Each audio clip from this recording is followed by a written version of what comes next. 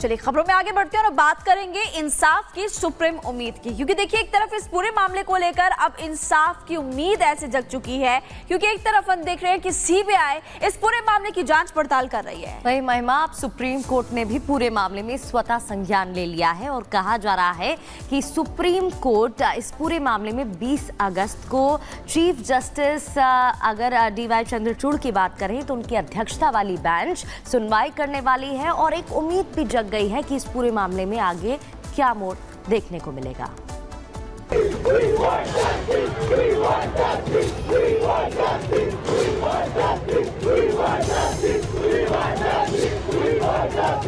कोलकाता के आरजीकल अस्पताल में लेडी डॉक्टर के साथ हुई दरिंदगी का उबाल पिछले एक हफ्ते से देश देख रहा है। देश भर के डॉक्टर लगातार इस घटना के विरोध में सड़कों पर हैं।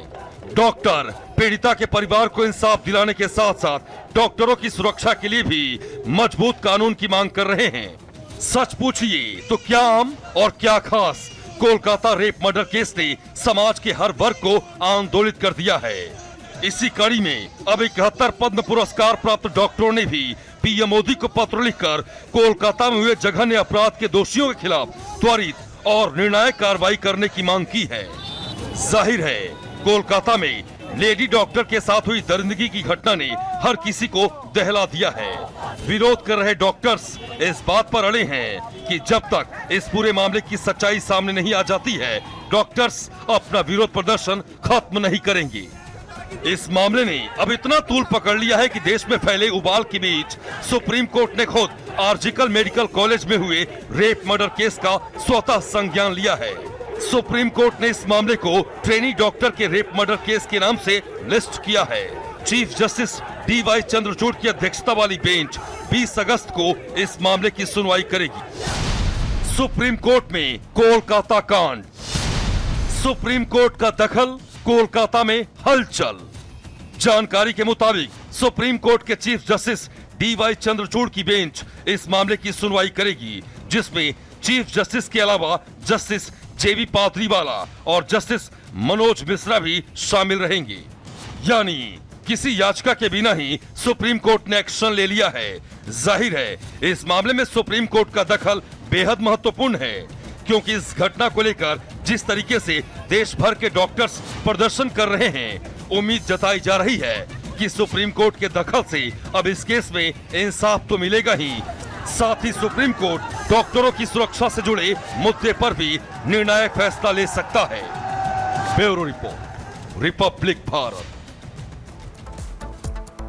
और आगे बढ़ते हुए अब आपको राजस्थान के जोधपुर की कुछ तस्वीरें दिखाते हैं, जहां पर एक वीडियो वायरल हो रहा है। एक बदमाश बेखौफ होकर पिस्टल लहरा रहा है।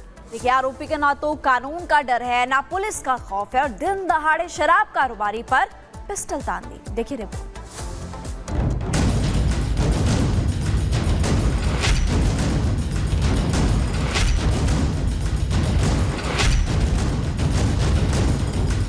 राजस्थान के जोधपुर को सन सिटी कहा जाता है, लेकिन ये गन सिटी बनती जा रही है।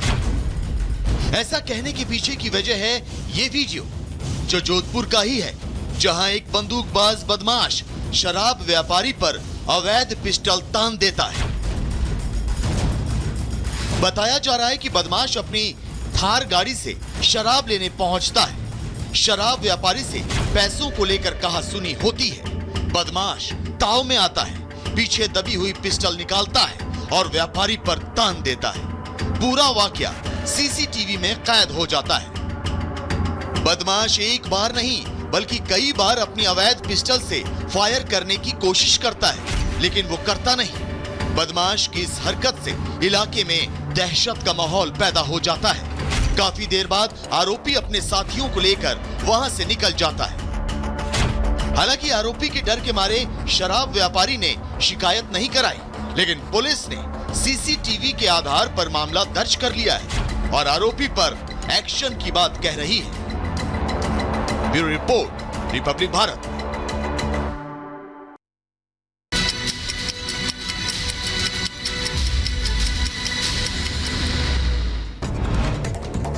और अब रुक करते 2 मिनट में भारत का यूपी के शाहजहांपुर में मजदूरी करने गए युवक का शव खेत में मिलने से हड़कंप मचा। पुरानी रंजिश में युवक की हत्या की आशंका। यूपी के झांसी में पुलिस और बदमाशों के बीच मुठभेड़ हो गई। एक बदमाश के पैर में गोली लगी, 2 बदमाश मौके से फरार। यूपी के मैनपुरी में इलाज के दौरान युवक की मौत। कुछ दिन पहले ही कावड़ खंडित करने को लेकर युवक से मारपीट की गई थी। उत्तर प्रदेश के झांसी में एक नवविवाहिता ने मायके में फांसी लगाकर आत्महत्या कर ली। पति से फोन पर विवाद हुआ था। यूपी के रायबरेली में रक्षाबंधन के मौके पर सरकारी बसों में मुफ्त यात्रा। परिवहन विभाग को महिलाओं को तोहफा। यूपी के झांसी में एक चाय स्टॉल में गैस सिलेंडर फटने से आग लग गई। मौके पर पहुंची फायर ब्रिगेड की टीम ने आग पर काबू पाया।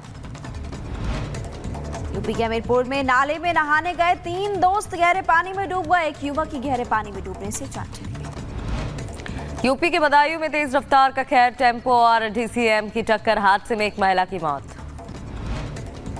उत्तर प्रदेश के फिरोजाबाद में ग्लास फैक्ट्री के केमिकल और ग्लास गोदाम में लगी आग। मौके पर पहुंची फायर ब्रिगेड की टीम ने आग पर काबू पाया।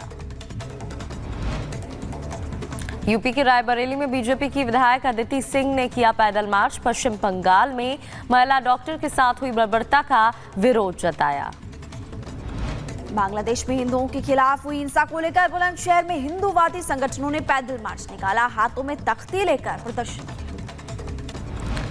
यूपी के बलिया में अवैध कच्ची शराब की फैक्ट्री का वीडियो वायरल। घाघरा नदी के किनारे चल रही अवैध फैक्ट्री। उत्तर प्रदेश के सीतापुर में एक्सीडेंट के बाद 2 पक्षों में मारपीट का वीडियो हुआ वायरल। बाइक सवार ने राहगीर को टक्कर मार दी। यूपी के अंबेडकर नगर में गैंगरेप पीड़िता ने खुदकुशी की। मृतका के परिजनों ने गैंगरेप करने वाले 3 युवकों पर आत्महत्या के लिए उकसाने का मामला दर्ज कराया। यूपी के चंदौली में पुलिस कस्टडी से गोवंश से भरे वाहन लूट के मामले में पुलिस ने किया खुलासा। गोवंश तस्कर गैंग के 6 सदस्य गिरफ्तार।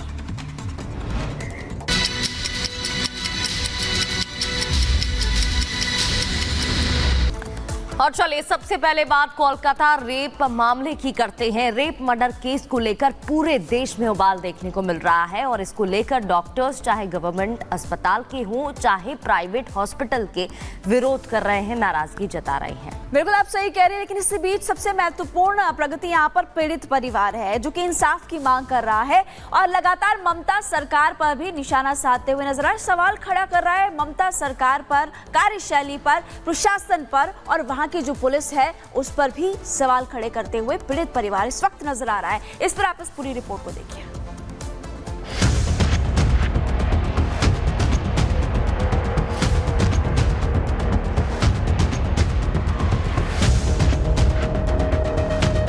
बंगाल रेप मर्डर को लेकर देश भर में गुस्सा है। पिछले 1 हफ्ते से देश भर के डॉक्टर प्रदर्शन कर रहे हैं। डॉक्टर्स की पहली मांग यही है कि लेडी डॉक्टर के साथ हुए गुनाह की पूरी सच्चाई सामने लाई जाए।